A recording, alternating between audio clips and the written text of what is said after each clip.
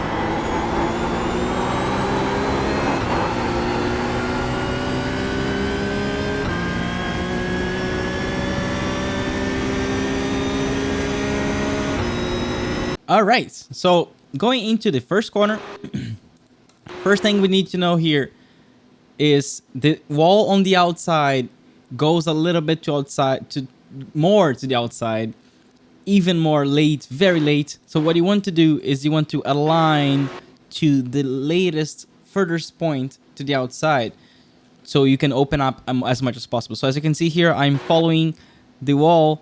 I'm starting to brake with the car, even pointing a little bit to the outside, because what I want to do is I want to open up and touch the apex as late as possible for a good exit. So you'll see I'm turning in quite late to the right of this yellow line. Now I'm closing more, closing more, closing more, closing more, and I want to get back on power before we get on the actual apex. So my acceleration point is before the actual physical apex. And then I'm going to be as close as possible to the wall by the time we get more or less on this little cone here. So as you can see, here we have the cone. And there you go. This little tighter kink on the wall here. This is where I'm going as close as possible to the wall. So you see, you can look at the cone as a reference, but you really want to be as close as possible to that. And you want to get back on power before that. So look at that power here, but car on the apex here. Then from there, you just want to manage the throttle over here. You're gonna get back on power. The car is gonna want to rotate more to the left. What you want to do is just let it flow to the outside so you can use all the track, and you don't want to go straight flat out here. You're gonna manage the rotation, manage the rotation as you go more and more towards the outside. And then finally, when you see that the car is stable enough, you can go flat out. Ideally, we do want to touch just a little bit the dirt here. If you do too much, though, you will get an off track, so be careful with that. And things that you should almost never do, basically never on this car, is to actually get the dirt on the curb. You can get the dirt at the very end. After the curb, it's fine because you do have the time to come back. But if you get the dirt here at the curb, besides the curb, it's going to pull the car more to the outside. You will not have enough time to bring it back, and you will get an off track right here. So especially if you're doing a qualifying lap, that is incredibly important. Then look at what I do. I bring the car early to the left here because I want to prepare the braking zone for the next corner. So I bring the car as much as possible to the left. Now I'm bringing it back to the right to align the car to the braking zone, which is the three, actually even a little bit before the 3 cones here, and I want to align the car perfectly to the white line. Look at that. That's pretty much the very limit there right before you get the grass. You do not want to touch the grass. If you do that, yeah, it's not gonna be good. Then we turn in. We want to aim for the very end of this curb here where you have this little gap. You see? There's nothing here. There's no curb. You have the grass, nothing, and then the white line. You want to have the car on this nothing. So look at that. I'm aiming for that. I'm even like I am using it, not that much, but I am using it. I'm aiming to get my car there. If you do that, it's gonna set up a very good line so you can then change direction and kind of attack the second curb here on the right, but not too much. This is just enough, a little lift to control the car bouncing on the curb, and then you're gonna be able, with that line, to bring the car as much as possible to the right here, because this next corner, the left-hander, is preparing a straight line. So you want to bring the car as much to the right so you can have a good entry here, finally setting up the best exit that you can, getting back on power, not using this inside curve because it's too high and it pushes the car away, and then finally get a very, very good exit here that you're gonna be gaining and gaining and gaining and gaining and gaining time on this straight. So that's why it's so important to have a good exit there. Then going to the hairpin, we are going to brake right before the 4 cones here. It's actually way before. So what I'm using as a reference is the intersection between all these skid marks here. You see this little center where all the skid marks meet? I'm braking right there. Boom. Then peak pressure a little bit after. Then we're gonna wait patiently on a straight line for the car to slow down. Wait, wait, wait, wait patiently. Still braking very hard until we change color. So as you can see here, we have a change of surface. We go from tarmac to concrete. What you want to do is pretty much load more and more and more after you get on the concrete. So you want to turn on the concrete. You do not want to turn on the tarmac. You wait. Okay, concrete. Now you start turning hard.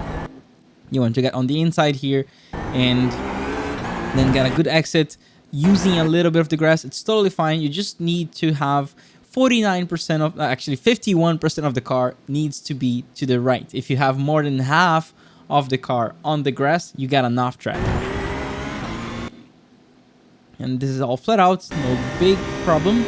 And then here, we're going to use the very first row of cones to start braking. So boom, there you go. And then we patiently wait, and start turning in more or less at this white line. This white line is a good reference, or the last cone, to start turning in. Then aiming for this yellow line. You do not want to use the curb again because it is too high. It's gonna push the car away.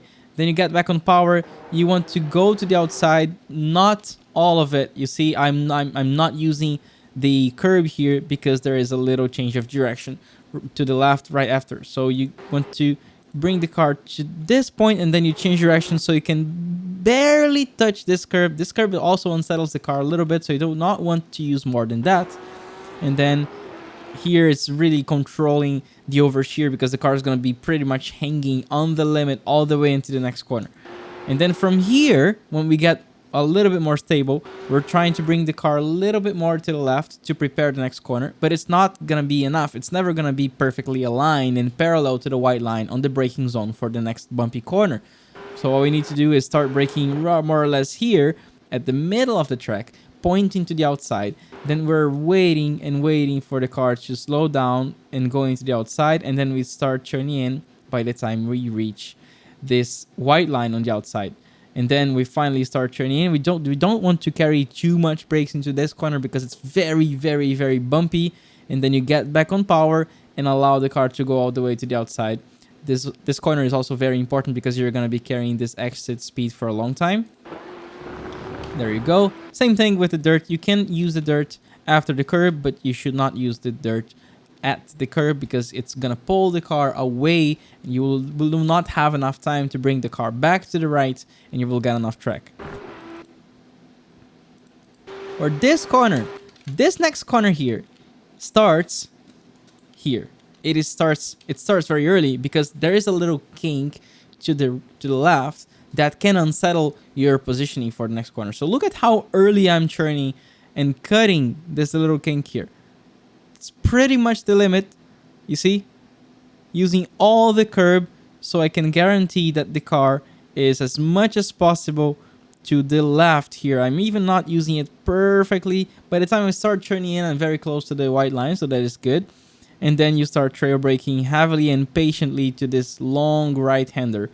You will see that actually on this one, I did miss a little bit. What you can do is you can aim to have the inside tires on the concrete, on the inside here, and have the curb under the car. And then you're going to change direction for this one. Absolutely the same thing. You want the curb, the end of the curb right here, under the car. So let's see what I do. Boom. You see? End of the curb, under the car. That sets the best line possible for the next one. When you're starting to change direction, you can use all this outside here. There's no off track.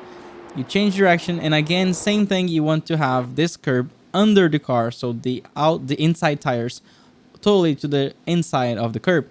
When you get back on power, this car may bounce a little bit here because we're gonna kind of climb back the curb to the outside. And again, absolutely the same thing. You want to get the grass after the curb, but you do not want to get the grass at the curb because it will pull the car and it will not have the grip to come back before you get an off track. Then we go to the very last corner. This corner is crazy. You have an infinite possibilities, infinite amount of possibilities for racing lines here. So what I do is I look at this beginning of this dark line here. You see you have the dark line here, but no dark line here. And eventually at some point, we get the dark line starting here as well. So that's my reference for braking. I'm not braking at that dark line, but I'm looking at it so I can have an idea of how late into the corner the car is. I don't really like using the cones because the cones are getting further away as we start turning in even before we brake. So we turn in, looking at this beginning of this dark line, start braking, and then I allow the car to drift to the outside as I'm trail braking heavily, still lots of trail braking, and then wanting to turn more than power. And then there's a thing here. If you go super close to the wall here, there's a huge bump that can unsettle the car and you can spin. If you don't use the wall, the track is a little bit more stable on the middle here. So that's your choice to find the racing line that will work the most consistently for you. So in this case, I actually missed a little bit too much. I didn't want to be that far from the wall, but it's so stable here that I actually did not lose that much time because the car was planted and on power. I was able to regain a little bit of that speed on the exit. So there you go. This lap time was a 2:02.1. There is at least half a second to find in small details here and there, but this is the overall reference that we should be aiming for this week's combination. I hope you guys enjoyed this video and I will see you next week. Bye bye.